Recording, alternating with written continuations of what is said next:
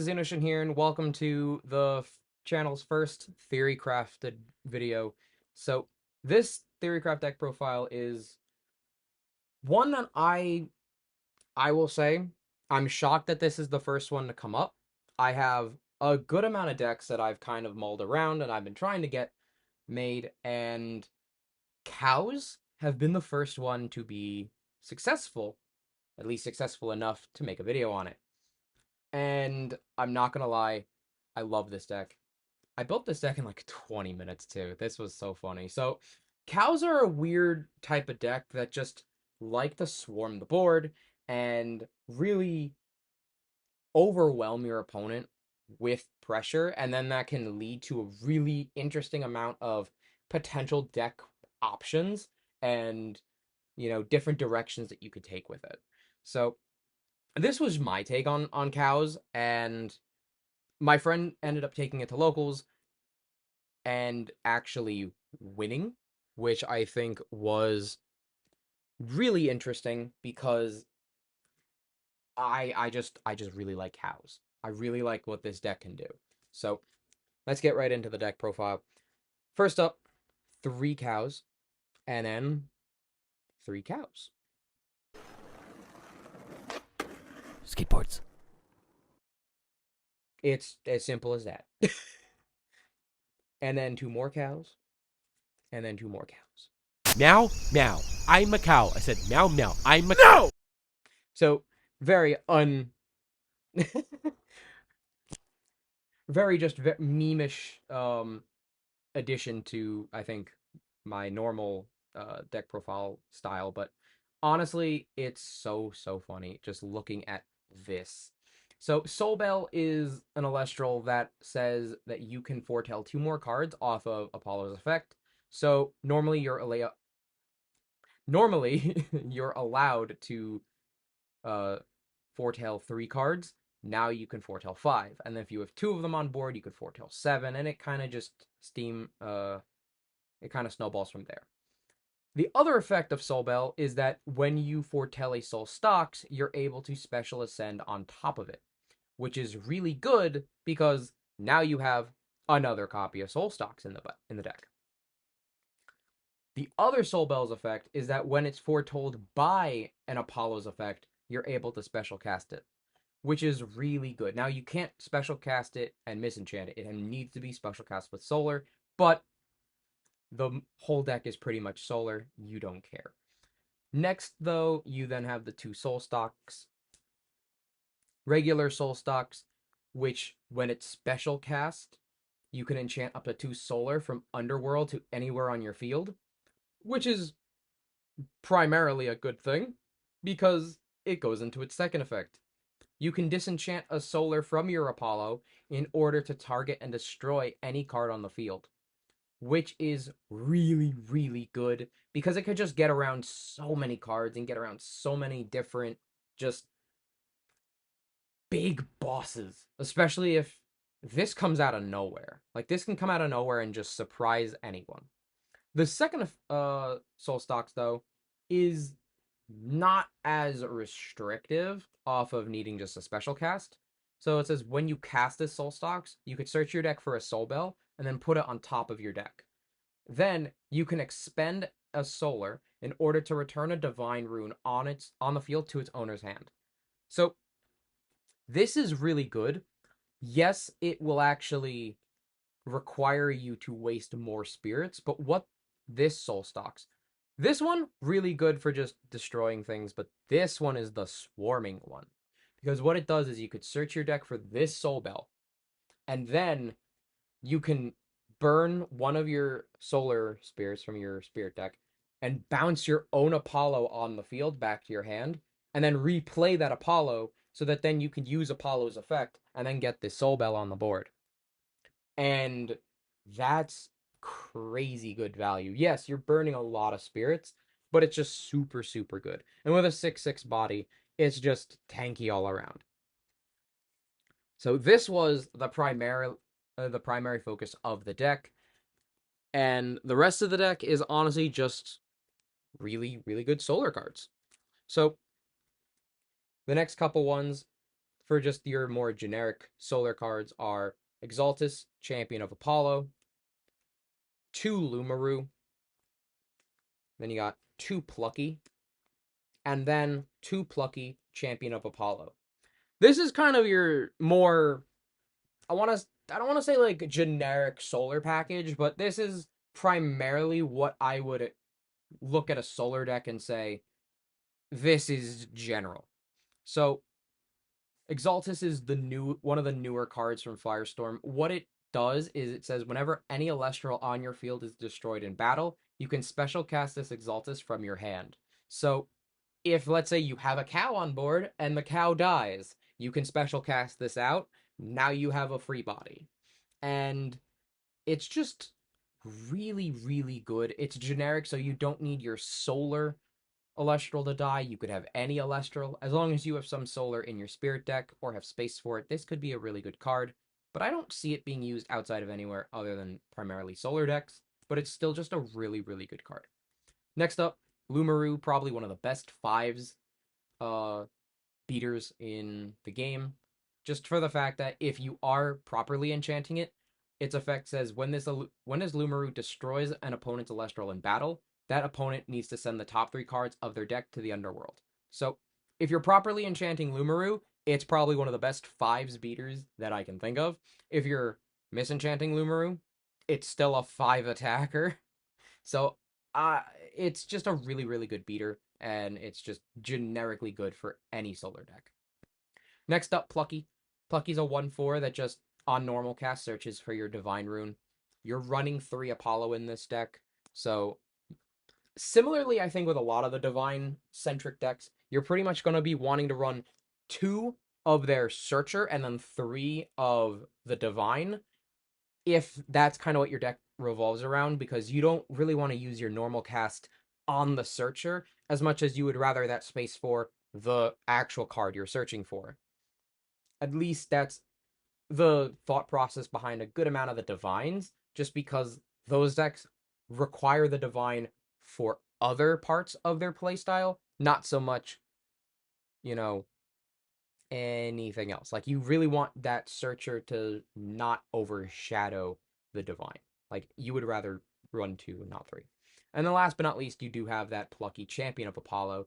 This was the newest edition. I added this midway through my games where I was like, oh, I'm probably gonna get 2-0'd. I'm gonna lose every game with this deck, but there's no way this deck's gonna win. And it won game one, and then going into game two, I added this card, and I was like, oh, this is funny. So Champion of Apollo Plucky is on normal cast, search your deck for a Lyre of Apollo and add it to your hand. And then when you cast a solar rune, you can then return 1 solar from your underworld to your spirit deck. That doesn't really come up very often. You're using this more or less for the search for Lyre of Apollo, which is another card I added last minute that also worked out really well. So it's just a really good generic card that I would say if you can squeeze in space for Champion Plucky and the Lyre, you're in a good spot because that just allows you to beat over a lot of things. And what Lyre is, I'll get to in a little bit.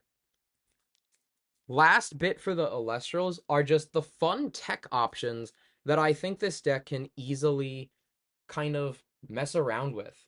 So, first one Lustragon. I really, really like this card. It's just it's pretty much been Solar's most consistent 2-drop beater because it's just generically good. It's a 7/6 2-drop that says when you can Nexus up to 3 solar, but it doesn't need to even use that first effect to then use the second effect. In this deck, you would, but in most of the times, you have other Nexusers that can also proc this effect. So the second effect is when this Lustragon receives 1 or more solar in a Nexus, you can target and destroy a card, which is good because in most other solar decks, you do have that other Nexuser of, you know, Dratora or Alter, and that's where this becomes one of Solar's like best like just generic two drops. Here, it's just a giant two drop that'll have a bunch of Nexus targets because of the fact that you're swarming the board with cows. Next up, another two drop, Ruminous. Ruminous is a card that I think is super, super funny. And I'm not gonna lie, I lost to a Ruminous. So I think it's even funnier. It's a 7/4 that states when this Ruminous deals damage to an opponent, they must send the top three cards of their deck to their underworld for each spirit worth of damage that they took. So if this deals 2 damage to your opponent, they're milling 6. And that can stack. And especially for the fact that you're swarming the board with the cow effect. Uh, there's a good chance that Ruminous does a lot of damage on the turn that your opponent doesn't need it. I think I milled my opponent 15 one time, and it was insane. Last but not least, and this is the last big Elestral, one Celeste Leo. Solely off the fact that it's just one of the best solar bosses in the deck. And I think just in the game right now. It's a 13/10 that just, for no cost, foretell the top 4 cards, add every solar Elestral from those foretold cards to your hand, and then for every single card you add to your hand, you destroy that many cards on the field. And it doesn't target. So that's just straight up good. And normally, if you're running a lot of times, you're probably going to just run these two. My fun tech option was this, but I think you can really run a lot of different solar bosses. There are a couple other solar bosses that I think you could run in this deck, but I really like these three. I think these three are just really good powerhouses. Moving on to the runes, your Omni runes are very generic. 3 Ambrosia, 3 Gorgons, and 2 Shield.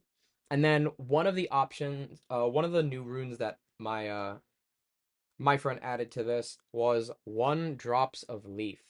So Ambrosia, Gorgons, and Shield, honestly, they're just your generic cards that any deck is running now. Ambrosia for healing, Gorgons for stopping your opponent's celestial effects, stopping them from attacking.